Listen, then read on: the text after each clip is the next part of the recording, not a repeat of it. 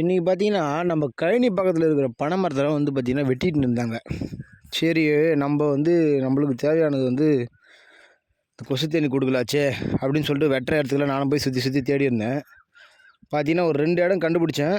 2 இடமும் பார்த்தீங்கன்னா கொஞ்சம் 3 இடம் கண்டுபிடிச்சேன். 3மே பார்த்தீங்கன்னா அரச மரத்தும், ஆலமரம் அதெல்லாம் வந்து சுற்றிக்கின்னு பின்னிக்கின்னு இருந்துச்சு. அதை வந்து என்னால் இப்போ எடுக்க முடியாது. கண்டிப்பாக வந்து காஞ்சா தான் வெட்டி எடுக்க முடியும். ஒரு இடத்துல மட்டும் பார்த்தீங்கன்னா நல்லா பனை மட்டையிலே வந்து கட்டி அதை வந்து என்ன பண்ணிங்கன்னா வெட்டி கீழே போட்டாங்க.